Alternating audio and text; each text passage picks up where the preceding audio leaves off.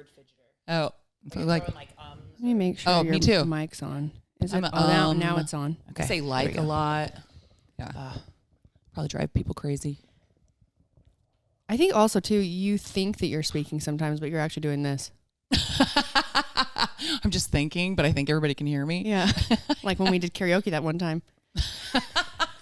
You thought you were singing with me. It doesn't work like that. You have to sing it. She goes, you weren't singing the whole time. She really wasn't. She was doing this. I picked the song. I made her do so it. Good at lip and then I got then. up there. I don't even think I was moving my lips, but I think I thought I was. Just like this. Like, I mean, I was really drunk too, in my defense. And you know what the song was? I touched myself. And I'm up where she's standing up there. I touched myself. And we're up there singing together. I didn't want to do karaoke, and she like made me do it, and I was like, fine. And we had like been drinking, but she really had been drinking to a point where she thought she was singing with me, and she wasn't. We came off, and my dad, we're in New York City, where Broadway, and everyone in there that was singing knew what they were doing. They were professional. Really good. Really good. And then we get up there, and Gina's like this. Yeah, that's kind of how it happened. All right. On that note, hey guys, welcome back to another Are we episode of Between recording? the Reps. Yeah, always. Oh. Fuck. I like every to time. I'm like, what? I like to sneak the button push. All right. Yeah, hey guys, welcome to Between the Reps with Brooke and Gina. We have a special guest today. Yeah. We have a guest. We told you last week we were going to have a guest on, or maybe I don't know if I told you it was going to be this next episode, but I think Marissa Wise. your inner dialogue. Okay. And now the truth comes out. I also have a lot of thoughts. Yeah, you're just as bad. And I think I'm speaking sometimes, and I'm not. Yeah. Marissa, thanks for coming over here. Yeah. Thanks for having me. Well, for one, you can know that this is like super relaxed. Yeah. Podcast. Yeah, except I'm sweating. I look tense. But I'm always sweating. Here, hold on. I'm going to take hot my flashes. jacket off. Those are called hot flashes. I know. Menopause. We know a doctor that can help you with that. It's in your pocket. So. It's in your pocket. It doesn't need to be. You could just leave the jacket behind you. Oh, my God. Just leave your jacket behind you. Okay. Is your hand out? Yeah. All right, I'm good. We're good. Okay. We're going to talk about, well, first of all, okay, I'll let you introduce yourself. I'm Marissa Wise. Yeah. And when did you get married? Oh, really recently? Yeah. Well, I guess it's bad idea. Just kidding. June. I'm not bitter at all. Not at all. June 22nd. It was a terrible idea. Yeah, it was a terrible idea. Don't get too close. Good luck. Divorce contagious. Good luck with that one. I'm just kidding. No, you're married to Todd Wise, and I've known Todd for a long time. I met you through Todd. Mm-hmm. And Todd works with a company that I've worked with for a long time, Brute Strength. They're a programming company. Oh, my brother-in-law is calling. Oh, no. We got to pause for just a second. Hey, guys. Sorry, we're back. Yeah, we're back. Well, sort of. If you can kind of hear something weird in the background, it's because we are my assistant, Devin's on the phone on hold, waiting to talk to Emirates. So this is a perfect time for us to we'll just talk about what's happening. And then we will also, towards the end of the episode, talk about what I'd planned to talk about. And we'll have to have you come back for another episode. That works. Coronavirus is really messing stuff up right now. Besides Yeah. people's health, it's messing up Travel. people getting home to their families. Yeah. Last night, my sister and my brother, their son, he is 11. They're in Barcelona for a soccer camp. He plays soccer and he got picked. He went to this camp in northern Utah and got picked. Not a lot of kids got to go, but the professional team out there, they did this big soccer camp and they took all the kids out and it was a really great opportunity. Well, yesterday, my mom called me because at like 3:00 in the morning in Barcelona, one of the families, it's also from Utah. There's a few there's like 4 kids that are from Utah, and they called my sister and woke her up and were like, "Do you know what's going on?" And it's right after Trump did the whole like travel ban thing. And so basically all of them were hurry and packed all their bags at 3 a.m. and headed to the airport to like do what they can to try and get out. And my brother and sister were really struggling to like have internet to be able to even book a new flight or try and change their existing reservation. Yeah. So my sister all the calls airports are me slammed. and she goes, "Can you please book us a flight?" And I'm like, "Yes." I was at dinner. It was like 8:30 Wednesday. It's Thursday there. Yeah. And I just started trying to book flights, and then the websites were getting like super bogged up because of the amount of people that are probably trying to book flights. And it took until 1:30 in the morning to where I finally got a flight booked. When I put my card information in, it went through finally after me attempting to purchase a different flight, but it kept like, cause fraud. So Chase, the like, European, which is like really great that They're trying to card protect companies you. do that. Yeah. Right. But I actually just looked at my statement to make sure this last purchase went through, and it had all of the other purchases, but it had like the declined purchase too. Right. Thought we were in the clear. That's who just called, was my brother, and he said that the emails that were coming through were saying that the purchase was still pending. Ugh. So I went on my wonder if you need statement. to call your bank to clear it. I wonder if I could do that. But like, When what? we booked our stuff for the Netherlands last year, I had to, like, I was on the phone with my bank more than I was on the phone with actual like booking to like Yeah. Right. identify that it was me. Yeah. Maybe I'll have Devin try that Just next. to make sure that they know that you meant to do it. Yeah. Yeah. Well, I mean, I would think that I would have already got a notification because they Right, for notified fraud. me Right. immediately after. I got like the text. It's like, "We declined this purchase. If you did make it, say yes." And I text back yes. Like, okay, go back to the person and have them redo the transaction. So then I would try again and I'd put it in and it would do the whole process again and would decline. And as you're doing it, all the rates keep going up. yes, Yeah. literally, Yeah. I had a flights.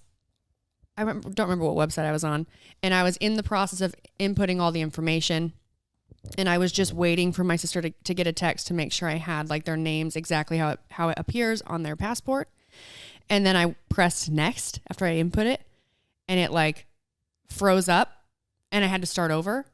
I was like, shit. So I started over, picked the flight, and as I picked the flight, the price had gone up $2,000. Oh my God. I was like, insane. oh no. And it was like, price aside, like I was really just trying to find a flight to get him home and something that wasn't going to take him 50 hours to travel home, especially if they got bounced around to other areas Right. before getting into the States, Right. because they could run into more problems there. I Right. was like, I need More to get him out quarantines. of this country as soon as possible. Yeah. But yeah, so So still working on it. yeah, so it's scary. 9 p.m. right now there, and their flight is tomorrow morning at 10 a.m. And we're hoping that we can get through. I mean, according to my statement and like me checking their itinerary on, it's Expedia.es, which right now I'm trying to pull it up, or I was, and the website is not working. It's probably just crashing with all Yeah. the people checking. So I told him, I was like, well, we're going to stay on the phone with Emirates to try and make sure that they're on the flight. Right. I actually went to Emirates website and I pulled up the exact flight that they're supposed to be coming home on, and it's available and it's there, and it's a lot more money than what I paid for the original flight. So I'm like hoping that It went through. it went Yeah. through, and then hoping that like once we get on the phone with them that they're like, actually didn't go through. And Yeah, but you I need feel to, like you they need would- to, oh, you it's need a to deal, $10,000 you need to deal stuff. with Expedia. And then I'll be like, I don't have time to deal with Expedia. I guess I'll just Go fuck myself. go fuck myself then. Sorry, family. Enjoy Barcelona for a month. Oh my God. I know. I'm supposed to go for Joey's wedding. Yeah, in like, next week. Yeah. And I'm freaking out. I don't know. I mean, it's saying that Mexico's not high risk. I mean, they're saying like try to limit your travel, but I mean, anything could change. So I don't know what's going to happen. I don't know. Well, and depending on where Freaking you're out. flying out of too, because it's less about the destination, because the TSA at It's San Jose, San Jose. and San Francisco It both is San have Jose. cases. Yeah, so I it's know. like I know. it's more actually like getting in and out of I'm those just afraid I'm places. going to get there and then they won't let me back in. Yeah. I'll be like, I'm just vacationing in Tulum for a month. Oh my God. I thought this Oh, was a spider. Oh my God. That's my hair. That's your hair. Ew. That's a hairball. Oh my, where did that come from? My toe? It was sitting right there. And you're talking, and I just like look down and I see like these legs out the corner of my eye, and I look over and I was like, wait, where did that come from? maybe it was stuck to your leggings, like from your hair, from the your hair laundry? creating a knot. Like the inside. Oh my God, that is disgusting. Let me just set it over here. Yeah. So gross. Oh my God. Okay. Right. And I wasn't sure if it wasn't a spider, so I didn't want to like scare you. Touch it. So I was like, You're just trying to. Oh, that's nice of you. I'm like, oh my God. I know. I hate it when people do that. They're like, oh my God. And you're like, There's something on you. And you're like, well, shit, get it off. you're just slapping yourself in the face. Like you in the bathroom? Yes. Tell With a Marissa spider. that story. I think I told it on the podcast already. I got in the bathtub and I was like super relaxed and I'm laying here. And I look over and there's a spider crawling up my shoulder, and I just jumped up and I just started slapping myself like everywhere. And I thought it had crawled up like into my hair, Into your weave? so into my weave, and I have like extensions, so I'm like hitting myself in the head, like trying to, because I think it's like trapped under there, and I'm like pulling my hair out and trying to check it. And I thought, oh my God, that would have been the best video. I would just look like I look like a raving lunatic. I had welts on myself. I was slapping myself hard. Never found the spider. Never found it. Still in the weed. I kept thinking I was going to go in to get my hair redone, and they were going to pull out a tab, and there's just like a dead spider just like my God. hanging on there. All shriveled up. Yeah, just like. It would look like that. So, but it looked like that hairball. Exactly like that hairball. Oh my God. Oh man. All right. Well, yeah. Coronavirus. Lots of stuff being canceled. Well, me and Marissa have West Coast Classic next week. Yeah. And for a while it was like I was kind of anticipating, or we were like, for them to end up canceling it or postponing it, or before now I kind of thought like maybe the possibility of them just not making it a spectator friendly event. Oh, right. Because that's how some you'd people still have be like still competing. handled events. Right. Because it's a qualification to go somewhere else. Right. You know what I mean? It's like, it's not just like its own standalone. And they said, we are not canceling. And then I thought, well, then the only reason they would end up postponing it or canceling it is if the San Diego put a ban on how many people could go to an event. And they did. Yeah. I woke up to a text this morning, and I feel like I'd been hit by a vehicle. My whole body just hurts all the time. Yeah. And I roll over and I have a text from my coach, and it's like, West Coast, canceled, postponed. You want to come to Utah? He goes, I think you should leave California and just come to Utah. Oh my gosh. Yeah, so that's postponed. Hey, are there people from, is the West Coast Classic open to other countries? Mm-hmm. Yeah. Right? Like all okay. the sanctionals Okay. are Like all of them. international. Okay. Yeah. All right. So we'll see. I think the only one that I've heard of that's doing something a little bit different is the Italian showdown. And in the past, like before it was a sanctional, it was like a sign up, show up.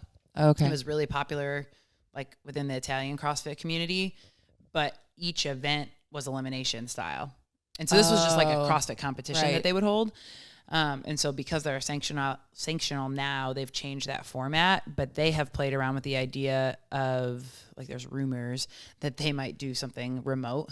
Like it would be a workout that you could do in like your own online. gym. So it would be like doubling down on the qualification process. Okay. They better figure that out before they start closing down gyms. All right, we're going to do it in your home gym. Minimal equipment. We've got air squats, Right. Right. 7 Burpees. 7 minutes of burpees. push-ups. Just anything body weight. Yeah. Which would really change, obviously, who they send forward. But, I mean, we don't even know what that's going to look like. I mean, games-wise, like for people who are, looking to qualify for the games. Well, and I mean, I guess, they've said that the ban currently in California is just, it's through March. So they're saying they're postponing it, but we won't really know like what the new date is. Right. And then because we, as in like a country or whatever, doesn't really know like what is going to happen, Right. it could be canceled. Yeah. Yeah. Oh, yeah, for sure. I mean, I don't think they've actually canceled the Olympics yet, but that's another big one because because it's in a quad.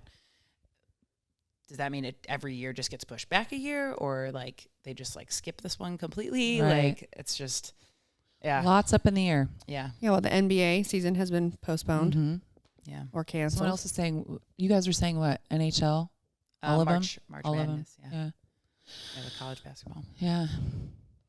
I was talking to my mom because to go to West Coast, like I said before, this morning, obviously, my parents are in their 60s.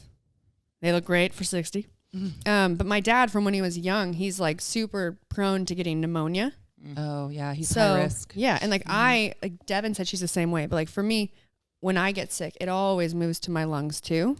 But I've never had pneumonia, and so I called my mom and I was like, "Hey, if we go, I think you guys should drive, and don't fly." I'm like, because of Dad. I'm like, I feel like it's just not worth the risk. Like, could he be fine? Yeah. Could both of you be fine? Yeah. But at the chance that like you're not, like we don't really want to deal with that. Yeah. And I was telling her, I was like, if this is something, because now they're calling it a pandemic.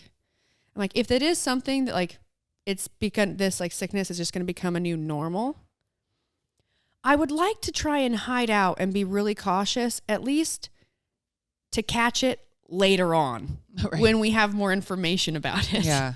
Yeah. And not deal with it, or like my parents deal with it like really early on where they're still trying to figure out a lot of stuff. Yeah. Yeah.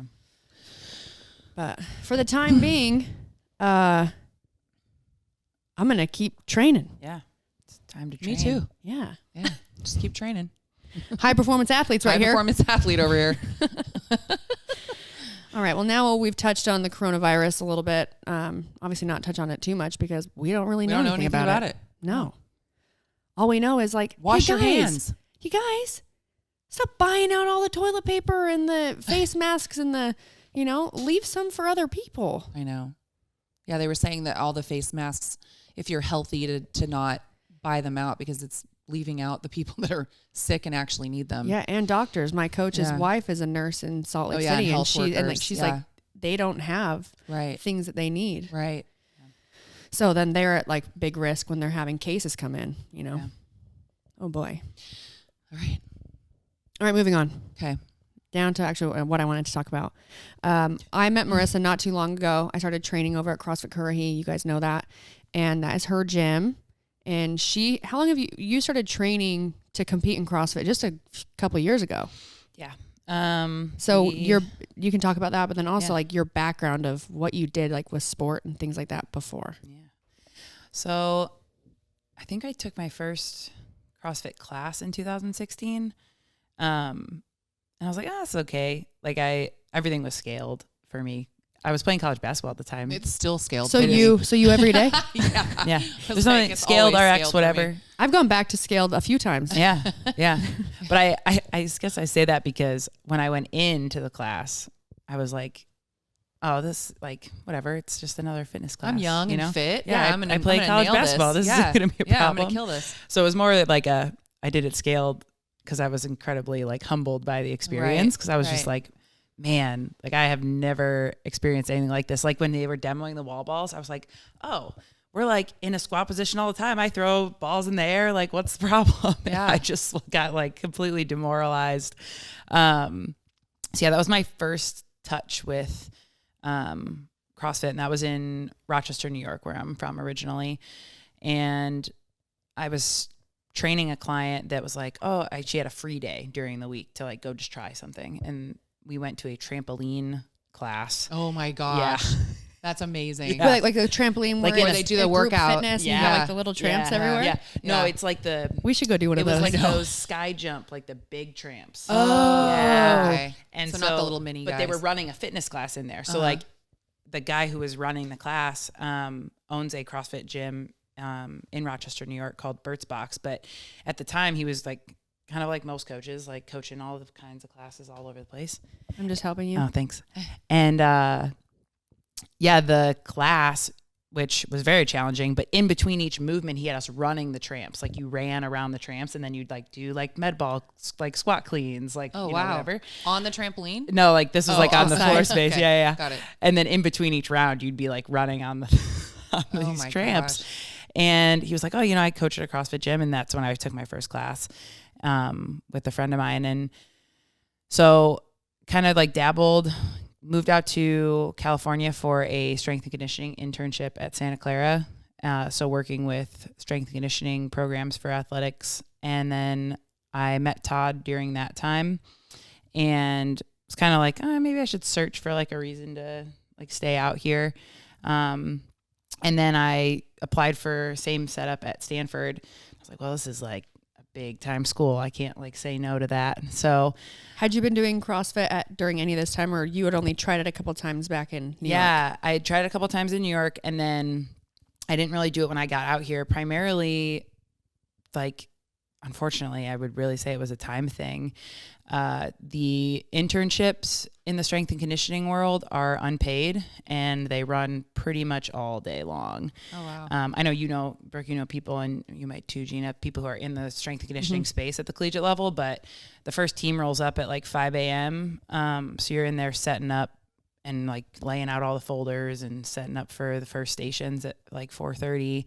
And then you're not really out of there till like 6 or 7 p.m. because you're just subject to the team's practices and their class schedule. So if you have, they all program their class schedules according to practice, but the coaches, like the strength coaches, just have to work around what they've got going on. So you basically like have no life. Yeah. And then, so you're not getting paid for that. And then you pretty much have to get a job to like work at night to like stay wherever you're staying. So. And you came to Silicon Valley. Yes. Yeah. I think like that was my first eye-opening when I started looking for housing. Like when I was in New York, I was like, why is this shared room like $500 with other people in it? Like, I don't understand. New York, obviously, like downstate in New York City is very expensive, but where I'm from, Rochester, New York area, like my rent in college was like $300 for like a room in a townhouse. Oh my like, gosh, there's nothing like that here. Yeah, like the townhouse total rent was like $850, so it's just like, I was like, oh man, I feel like I'm in for it. Like, why is this so expensive? So I really, like, being on the other side of the country, had like no exposure to what the Bay Area was like. That was like when I moved here from Utah. So you both started stripping. Yep. Yeah, that's still the only doing way it. to make it. Still doing it. Yeah. So now I'm a stripper. So I was doing, when I was out at Stanford, I did start doing some CrossFit at Sundown CrossFit, which was Todd's first affiliate. But again, based on time, like I would just kind of go in when I could. Mm-hmm. I remember when I was out at Stanford, like doing like makeshift like CrossFit workouts, like in between teams, like just to like, okay, I gotta move around for 30 minutes. Like I gotta do something. And so when those wrapped up, I started CrossFitting more consistently, and I was just trying to fit it in where I could. And that's when I started coaching CrossFit, because the movements that they're asking you to do for coaching at strength conditioning is very similar. I mean, the intensity piece isn't there, but like the movements of like coaching, critiquing the squat and power movements, it's all the same. So for me, the biggest gap was learning the gymnastics portions. Like I had really zero exposure to that. Like they don't really have any need to like teach baseball players how to do like kipping pull-ups and stuff like that. Yeah, so that was a newer piece for me, but I think that was coming into it was my weakest area, which I think most people, unless you come from a dance or a gymnastics background, you're going to say that, that's the most challenging for you. But I think that actually is really what hooked me. When I started playing basketball, I was formerly playing soccer year round and was loving that and thought that that's what I was going to do in college. My dad got me into a tryout that I really had no business being at as far as like skill goes. For soccer? For basketball, like while I was playing soccer. Because I had an interest in it, but I was good at soccer, and so I was just kind of like, sticking with I'm just going to stay with this. Sure. And I got whooped. Like I got whooped on. Like there's this drill they used to do. It was like short court 1-on-1, and you'd play to 3 points. So if you've been in a gym that has like 6 hoops on the ends, like where it's like the main court and then the side ones. So we'd play side court like that, and you just get paired off, and you play to 3. And so when if the ball goes through, like if you score and it goes through and you get your own rebound, you can go the other way immediately and try to score again, because you're going to try to get to 3. Okay, right. And that's exactly what happened. I like 3-0 Like I just like, it was literally like, I didn't even make it down and back before this girl was already going to score like the third point. Yeah. She went on to play in the WNBA. So, you know, it happens, but I came home from practice and I was like, this is it. Like, this is what I'm going to do. Like, I'm going to get good at this. And I think that was like a similar experience that I had with CrossFit. It was just this experience of like, oh man, like I don't want to be bad at this. Like, how do I get better? I really envy that in people. I really do, because I would be like, I quit. You know what I mean? Not for me. Yeah. So that's pretty cool. You know, I've been sweating a lot lately. Mostly at night. Yeah, me too. I'm always sweating. Well, I sweat so much at the gym. You know, menopause makes you sweat continually. So I think I'm definitely having hot flashes at nighttime. Yeah. And I don't know, have you ever heard that you're not supposed to wear deodorant when you sleep? Like you don't wear it to bed? No. Okay, thank God, because I've been wearing my native deodorant to bed. Well, the good thing about native deodorant, which is what this is for, is it's safe. So you can wear it to bed. Well, that's good. Native deodorant is formulated without aluminum, parabens, or talc. And it's vegan. Never tested on animals. See, Maggie? I told you I'd never put it on you. Ingredients you know. Native deodorant is made with ingredients you've heard of, like coconut oil, shea butter. You wear deodorant every day, don't you? Sometimes I forget. Sometimes I forget, but for the most part, yes. You guys, if you haven't tried native deodorant, you've got to try it. It's definitely a great natural deodorant, worth trying if you are interested in natural deodorant. I was scared to try it for the first time, and it's not as scary as it seems. They also are coming out with their toothpaste. They're relaunching it. They have 2 minty flavors. Native is offering 2 minty flavors with the option of fluoride or fluoride-free. That will help keep your mouth squeaky clean, whitening wild mint and peppermint oil, and detoxifying charcoal and mint. And they even have some fluoride versions. Yeah. If you want the fluoride in there. And it's made without triclosan, sulfates, artificial preservatives, or parabens. Basically, all the bad stuff. It does not have any of the bad stuff. Don't forget all the amazing scents that the deodorant has. They have 10 scents. Classic scents include coconut and vanilla. That's the most popular. They have over 10 cents. Man, I wish I had 10 cents for every time I tried to say 10 cents. Lavender and rose, cucumber and mint, and eucalyptus and mint. So those are the most popular. Yeah. But they have over 10 cents. Many more cents. Many more cents. All right. On that note, we'll finish this one. 10 cents. All right. With a special offer to our listeners for 20% off your first purchase, visit nativedeodorant.com and use promo code REPS during checkout. Again, for 20% off your first purchase, visit nativedeodorant.com and use promo code REPS. Reps.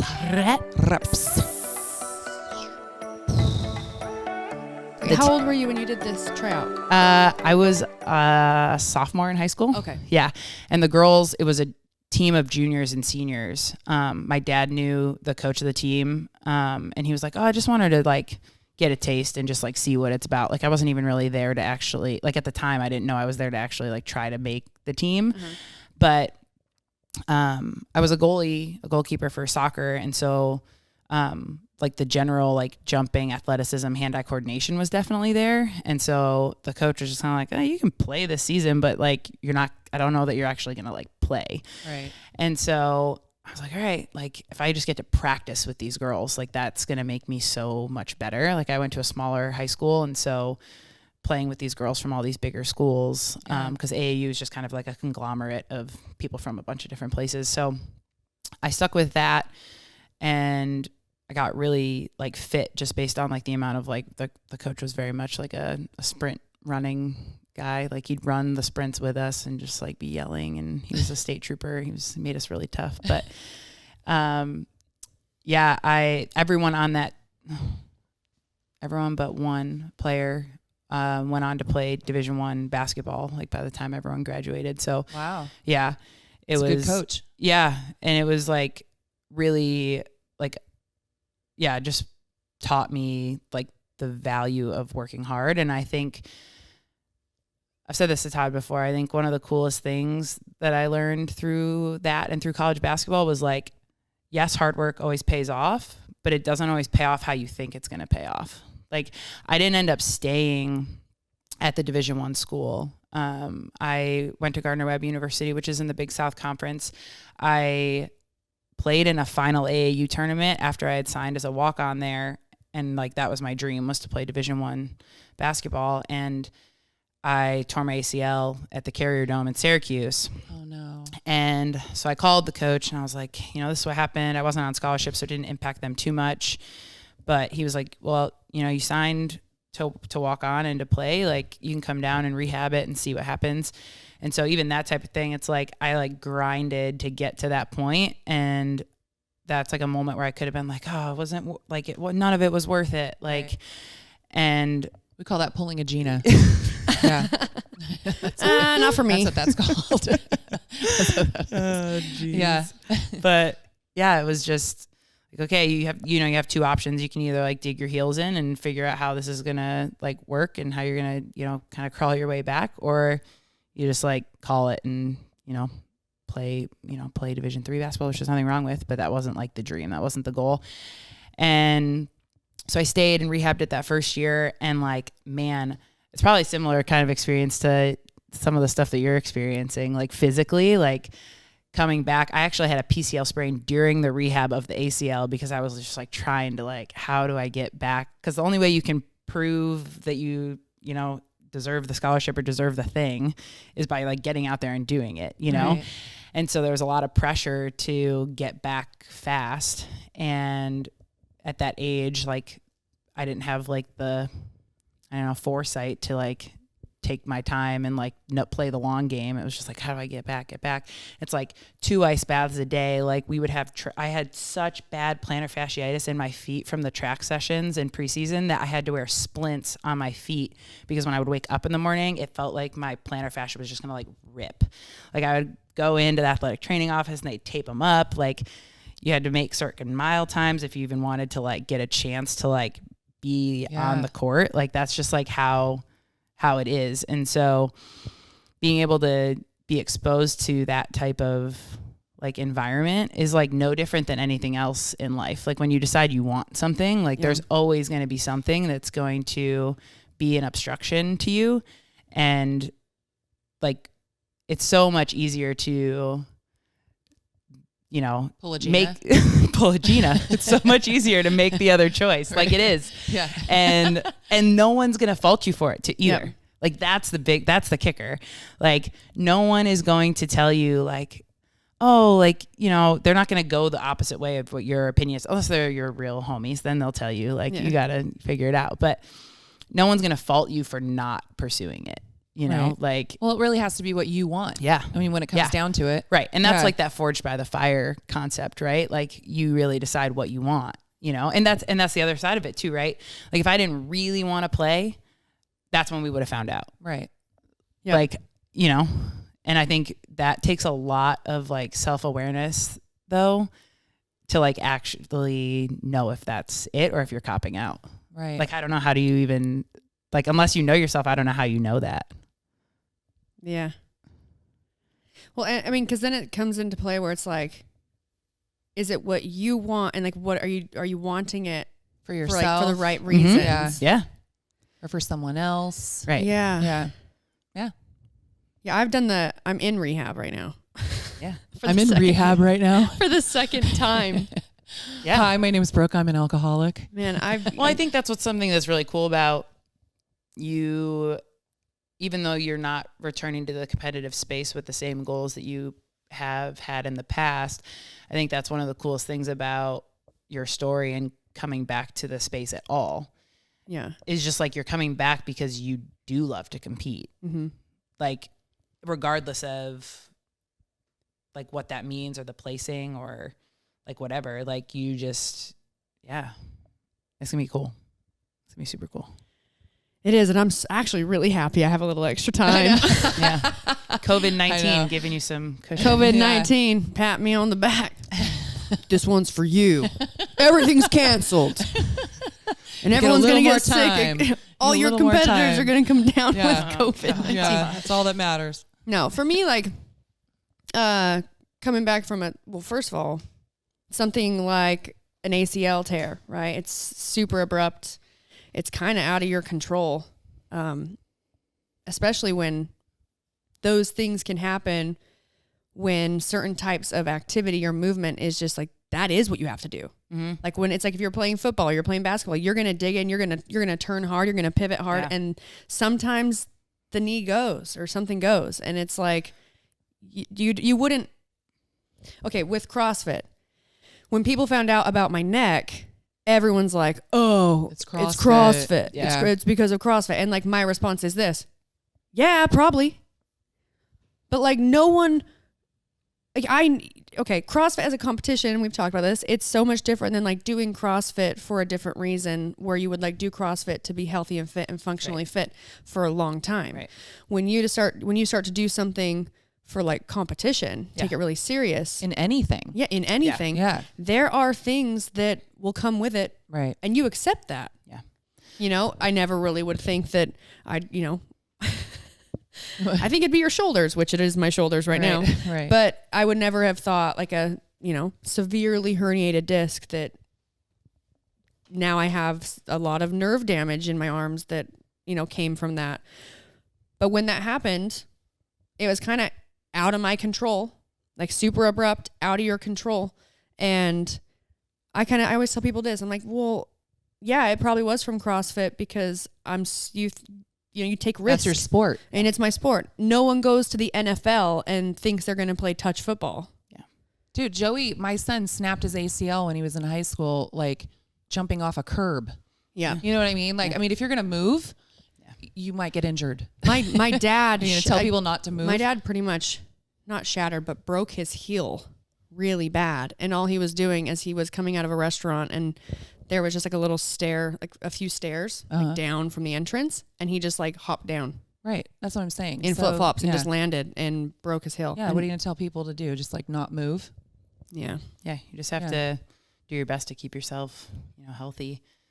I think Todd has said this before, but it's just like when you're engaging in a competitive sport in particular, it's not a matter of like if you're going to get hurt. It's just like when, like you could do like your dad could have done checked the, box on every gym session and done all his like symmetrical work and, everything. And he still could have jumped off the step and had that happen, right.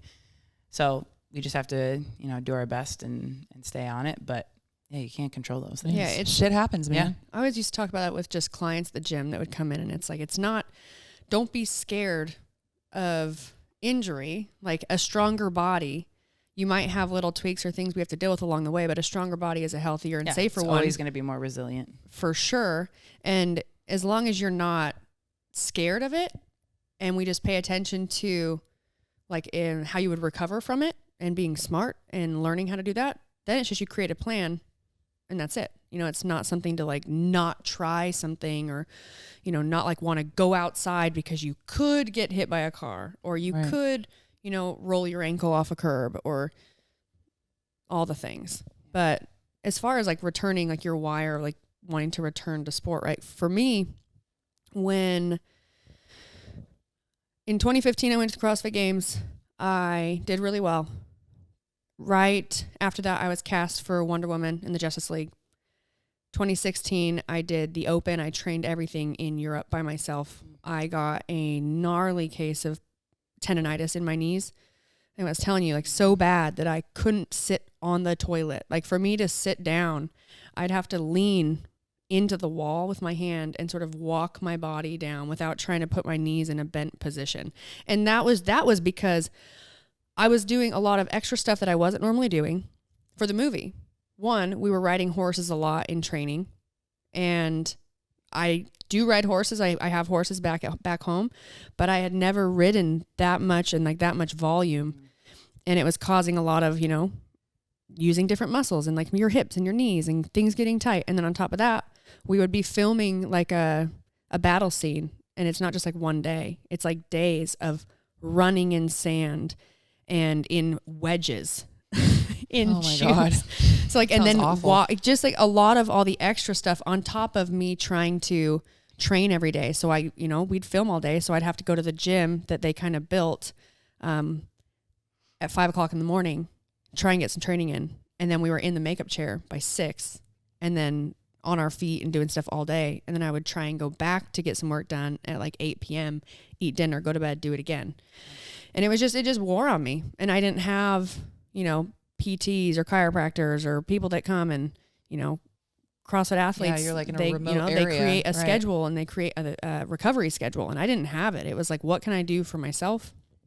I had dosed, all I had was ibuprofen. And as soon as I came home, it was like, you don't have ibuprofen anymore because I had taken too much of it. But I went to regionals. I was like, you know what? I was the strongest female in the field. I can still qualify. Went to regionals. I was really close to qualifying. Didn't qualify. One spot. Yeah. That was like the first time that it was like this check of realizing and learning, that I had put too much, I had identified myself too much with being a CrossFit Games athlete, that I personally didn't feel like I had value to people if I wasn't that, so then I went through this whole like learn who I am and kind of growing phase. And then I started training to go for 2017. And I was training hard, and I was training in a way that I wasn't enjoying my training, but I was getting my work done and I was strong. I mean, I was stronger than I had ever been. I was fit. And then bam, and I'm not going to like tell the whole story, but like ended up the day that they started the open was the day that I got my MRI read, and I had a severely herniated disc in my neck. And I all of a sudden had all these people that I'd been working with, like contacting family and friends being like, you cannot let her compete. You can't let her. And to me in my head, it was like not a big deal.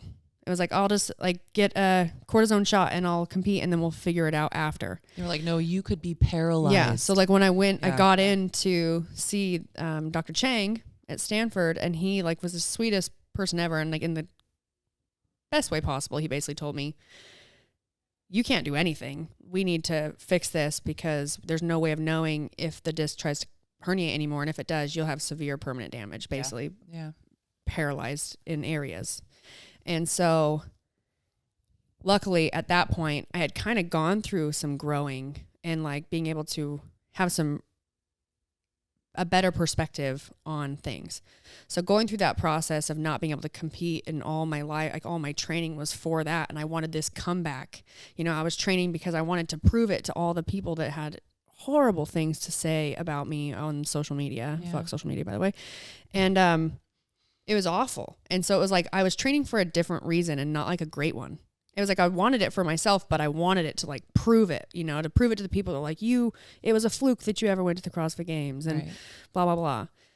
So then my coaches told me, one of my coaches, Nick Sorrell, is a surgeon. He's like, as soon as you have surgery, it'll feel better because now we're on the mend and now we can maybe have a plan. So we did that. And it was, like you said, starting over. This was the first time that it was so unbelievably frustrating that not even a year before I was doing all these things, all these skills, moving this weight, and now I could barely do any of it in starting over.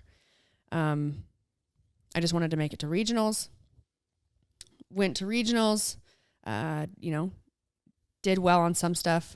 Didn't do well on other things. It was very hard for me because, again, the last time I had competed, I knew what level I was. And now I was at a different level. And I had to really have a realization of, I'm never going to be the athlete that I was.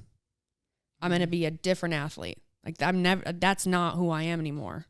But what I can do is like, now I've fixed things that were problems, and I get this opportunity to, learn again and start over again, which on being a coach or being someone with like influence, it makes you so much more valuable and be able to have like a real connection and understanding with people.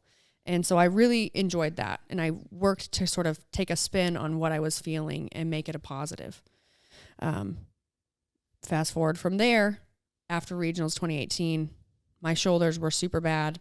When I had surgery on my neck, I had a lot of atrophy in my shoulders. So like a labrum tear I have in my left shoulder became a bigger problem. My shoulder was popping out of place a lot. And I wanted to have surgery, but the doctor said I wouldn't be back with enough time to train to try and go to regionals in 2018.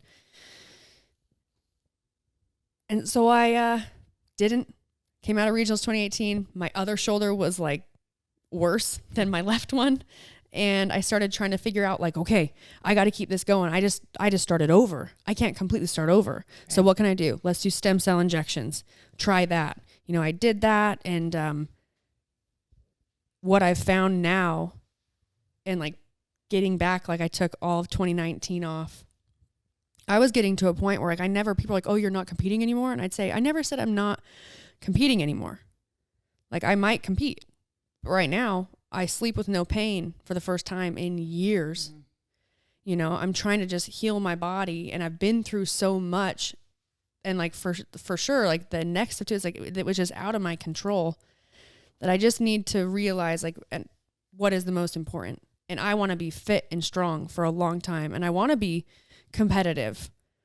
But if I try to rush, you know, back into training, the chances of me re-injuring is so high. At this point, because I had been through so much, I could now realize that. But in like the beginning, you never could have told me that. It wouldn't have mattered. And we always talk about like in a competition, and you probably understand too. It's like if you're in competition, you will die for points. Not literally. But you will hurt for points. And before having my neck fused, I remember doing like handstand push-ups, and it was like, it never would have ever slowed me down to ever consider like possibly like hurting my neck. But when I actually did go through a fusion, and now I have a cervical fusion in my neck, I am way more hesitant, and I care way more for myself. I always cared for others. Like I for sure was like, when you're coaching, it was like, do as I say, not as I do. You know, competition is way different than, you know, doing it to be fit and healthy. But now I am, you know, I'm going into, I agreed to do this competition, and I'm going into it. And it's like, I'm not as experienced as I had in the past competing. It's different. 'Cause it's like, I'm doing it for myself, but I'm doing it for the people that need to see me try again, you know, and I'm doing it because I want to have a time, and I'm going to learn. I'm not doing it with any expectation. I'm not doing it for any other reason besides I just want to get back out on the floor, and I just want to be fit and strong. And I would love to continue to be a name that people can look and see and watch me perform. And even if I'm not going to the CrossFit Games or I'm not winning competitions, they can say, she's still fit as shit. And she was a CrossFit Games athlete. And no one can ever take that away from me. And it's not going to have anything to do with like where I place or what I do next. And what it's about for me now is experiences, which is exactly why I agreed to go to Madrid. Going to Madrid. I know. Yeah. It's crazy. I agreed to do a team competition with Marissa and the team. Yeah. And it was hard for me to decide if I wanted to do it. I know. I was like very like, I don't want to like push her on it. I want her to decide because she wants to decide, but I'm stoked. Yeah. It's going to be really cool. Awesome. And well, what's hard about like for like team comp is one, you don't want to let your team down. No. And I competed as an individual with the same feeling, and I would compete in the same way, which is a good thing because it makes me a good team athlete. But like, I never wanted to let my coaches down. Like, I enjoyed when I did well, but what made me feel the best was when I could see on my coaches' faces that they were happy with like how I performed or how I did something. Because it's a team thing, you know, it's like me going competing and doing well. It's not just success for me of however, you know, things finish. There's a whole team of people that had something to do with how you got where you are. and whether it's the coaching they gave you, whether it's the programming, or whether it's like the conversation and to get your mind right. Yeah. Like it all comes into play. Well, even Ernesto will he'll text me. I know you guys had him on, but like after a qualifier or something, like how'd it go? Like, how are you feeling? It's like those types of things, like all of those, like a cliche saying, but like it takes a village type thing, like, and it really does. And like all of those people are playing a part in like your goal and vision. And so like when you're successful, like everyone's successful. And so like you have to allow that to give you like positive pressure too, because that can be really overwhelming, because like the face that you see when you finish isn't always going to be stoked either, like they're not, your coach isn't always going to be happy. And so if you're, like if that's like the only motivator, then you're going to be disappointed. So there are ways for it to be stoked though. Yeah. And that's what I've learned too, is like, and I've learned that from being injured and competing, coming back from injury, because, and I'll be dealing with this now, but I, for sure, like in 2018, it was, you look at a workout, we've talked about it, but it's like, oh, here's a workout. Where can you win it? Where can you lose it? And not where can you win it in like finishing in first place. Like some cases it might be that, but it's like, how can we, like what part of this workout is going to be really hard for you? And what parts is not going to be super hard? How can we create a plan for you to be as successful as possible, regardless of the outcome? And that's really what I focus on a lot, and we focus on a lot. And if I stick to that plan, it's a success, no matter where you end up. Right. 2018, go through that. Personally, if like we still end up holding ourselves to a standard, even though like we create a plan, it's like if you still you always like want more. Yeah. Right? Yeah. Like Todd, I was at the gym and he did that like burpee over the bar, box jump wall ball thing. Oh yeah, yeah. And he's like dying, right? Yeah. And then he was sitting there after and he starts laughing. And I was like, what? And he goes, it's just so funny because I'm looking at it and like in the middle of it, I was just suffering and it was so hard. And then now I'm sitting here and I'd be like, oh, I could have done 10 more rounds. Right. You hear that all the time. That's my favorite. Yeah. I should have been heavier. I'm like, did you win? Yeah, Why you're exactly. saying that? Exactly. Yeah. Yeah. Well, It's good though. what are you doing now? With my life? You're, What's your life goal? we can What's your long-term plan? What do you do now? How many kids are you going to have? You Where do are. you see yourself in 10 years? Just like all the questions that are just like, Those big ones. Shit. Where do you see yourself in 10 years, Gina? Dead. Oh, I'm never going to let you die. I tell her that all the time. She's going to be begging me to pull the plug. And I'm like, nope, not doing it. She's going to have me taxidermied on her mantle or something. Just added in with Just the sitting art. up there. With a glass of wine. Yeah. God, that's creepy. Yeah, it is creepy. Horror film. Just in bed next to you. I can holding my your hand. We hold hands when we sleep. It's cute. No, but we can actually say this for, I guess, another podcast, but you do nutrition. I do. Yeah. Yeah.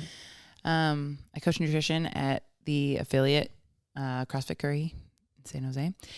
And yeah, I got into, I guess I can share that, how I got into Yeah, coaching. and then we'll cut it off and we'll have you back on so we can talk about. Save it for a whole nutrition episode. There you Yeah. go. Oh, that'll be fun. Yeah.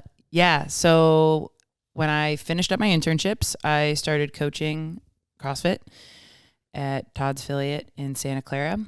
And I started tracking my macros when I was there. And that's when I started training with the group that had gone to regionals on team in the past and also getting whipped on there. Like, oh man, the first time they did Murph and I was like, what is this workout? I was the first one in on the run because I had to be, Yeah. Like I had to, really haul. Where can I win it? Yeah. This is where I'm going to win it. That's where I'm going to win it.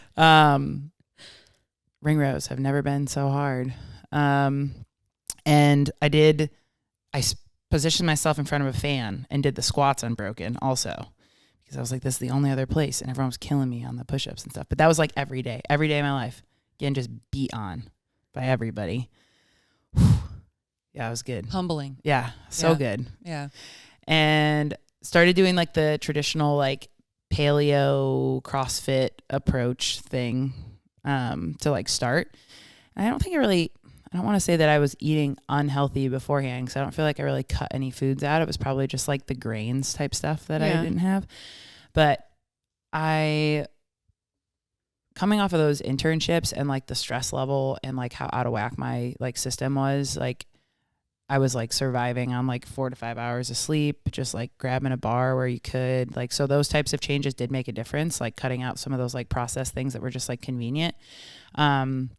But I settled into like a pretty heavy like weight when I started doing CrossFit, like after playing basketball in college. Like I think the heaviest I was like 195 when I started CrossFit. How tall are you? 5'10". Yeah.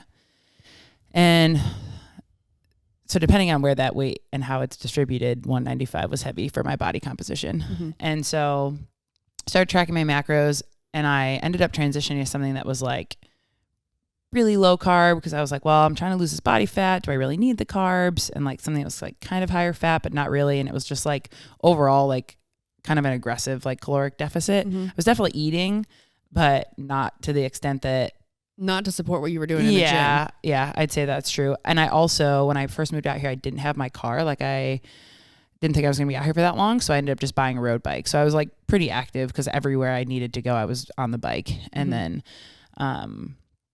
trying to train, which again, like that's something that's really interesting. Like I feel like as I've evolved in my training, is that even though the time that I spent training, it's definitely higher now, but in those early times, like really wasn't that different from like the start of year 1 to like the end of year 2. Like the time I was spending was pretty much the same, but the intensity, because my skills and strength were increasing, was like going up dramatically. And I don't know if people account for that all the time. And then now having like all the skills and having like adequate strength to compete in the sport, it's like the intensity, it only like continues to heighten. Right. And so that's something that I was pretty unaware of when I was like, quote, like setting my macros or like learning about nutrition. And I had learned about nutrition previous to that, because I suffered from an eating disorder in high school. It was my junior year. It was kind of the worst year. But my parents had noticed some like strange like eating habits, like a lot of like pretty severe restriction. And it got down to a point where I was 125 pounds at this height, and they completely restricted me from like all physical activity, which obviously a aspiring college athlete, that was like enough for me to listen to what was being told. Like, you need to follow this food plan. And my parents inserted me into behavioral therapy with a therapist in Rochester, New York. Her name's Michelle Preby. And man, that was like the game changer. And I think that I'll end up looping back around to that as far as like thought life and behavioral work. But the first appointment that I went to with her, I said nothing. Like, my parents were just like explaining the whole thing, and she would ask me questions, and I was just like, you're probably pissed. Oh yeah. Yeah. Oh yeah. High school kid in behavioral therapy. Right. No. Yeah. They're making you go. Yeah. Oh yeah. All that. And I was a little more responsive to like the medical appointments, because it was like way more numerical. So I think like seeing like the data on my heart and like what they were reading, like it was way more like pungent to me of like, there's something is wrong. Whereas like my parents were like trying to like, take pictures and like, are you seeing it? Do you see what we're seeing? Like just kind of like withering away. And I just like didn't get it. Like I was in just such a level of like denial, which I think is why I was so like, because I knew the behavioral therapist was going to, like, I think deep down I knew I knew she knew that she was going to get me and figure it out, and we can be that way sometimes. Like when we know that someone's going to like, call really you impact out. it. Yeah, for sure. Yeah. And so, worked through things with her. And I think that was like definitely the most impactful, pieces, but, yeah, we can get into that. Yeah, we'll save that. Yeah. So anyway, we're at Sundown CrossFit training, trying to train, be fit, and started tracking my macros. And that was my first exposure to tracking. Like, there's different methods for like the rehab protocol. And there's really no like exit to that. Like, they just kind of like, once you're like in the clear, they just kind of like send you off. And I think that's why I was so like startled when my weight started to go up, because I was like, like I spent a really big chunk of my life trying to not have weight on me, you know? And that's certainly not the root of most eating disorders. Like, there is a aesthetic and like visual component to them, but they're way more psychological than they are anything else. But for me with anorexia specifically, like there was a driver there to like be really small. And so there was like a little bit of panic, I think, when I started to track my macros of like, like how am I going to not be like this heavy? And it wasn't even necessarily a matter of how I was looking, because I didn't even really see it in myself until I saw pictures like way down the road. But it was definitely like I felt heavier. Like, it just felt like things felt more lethargic. Coming to find out, like the macros that I was at were like out of balance to like support good energy and to support good health and cognitive behaviors. So I started to like adjust those things, like the carbs and stuff, and get into something that was more like balanced. And I started to get really interested in like how it was impacting my training. Like, I think that was really the big like lead in of like, I decided that I wanted to do this thing. And it was the close of the 2017 open. So 2016 was my first open. And that was like me taking class. I got my first chest to bar like during the chest to bar workout, and just like ripped them the whole time. CrossFit moments. Yeah. I ended up getting like the best score in the gym on that workout, because it was the burpees and lunges. So I was like, the lunges, I'm tall, they were easy, you know, and I just like sold my soul on the burpees because I knew that I needed time at the pull-up bar, you know. And so that, paired with sucking at it more times than not, paired with a glimmer of like, maybe I could actually do it, you know? So I trained 2016 to 17 without any other, like nutritional help. And I think I was down to like 185. And we did the 2017 open. I actually had torn meniscus for the 2017 open. Deep Blue by doTERRA. Yeah. Miracle worker. You just slather that on, knee sleeve, go. Just don't wipe after. Yeah, no, don't touch your face. Yeah. Or go to the bathroom. Yeah, none of that. None of that. Okay, leave your genitals alone. Don't scratch your genitals. With peppermint oil. Yeah. With peppermint oil. I mean, if it's itching, probably go to the doctor. Yeah. If it burns, ask someone. So after the 2017 open, I reached out to Working Against Gravity, which you've worked with in the past, and got a coach to help with my competitive goals for nutrition. And I think that was actually a huge shift for me as to like why I was doing nutrition. Like, I felt probably for the first time in my life that the 100% reason that I was like pursuing coaching in that area was to like maximize my performance. And like, I didn't even like care about anything else. And that has its days. Like, there are days where I'm just like, like, and everyone does. Everyone has days where they're like back and forth. Like, they want the best of both things.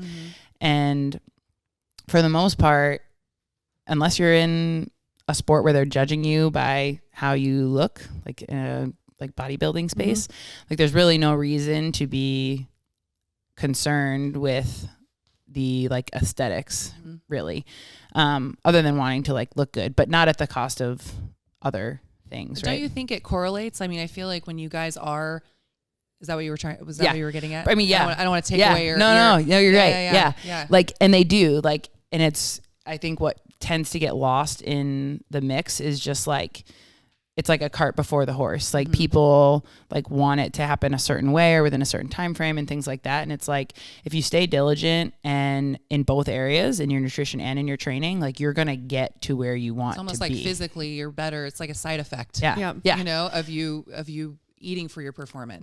Right. Because when you're doing that and you're eating appropriate to the efforts and the intensity that you're like withstanding through the course of, you know, whether that's a CrossFit class or a competitive training session, you're going to perform better in those sessions and get more potentially aesthetic change. Yeah, well, you're becoming a fine-tuned machine. Yeah. And it does not happen overnight. Yeah. It's consistency over a long period of time Long. to allow your body Right. to adjust the way that it's functioning and how it uses the food you're putting in it. Yeah.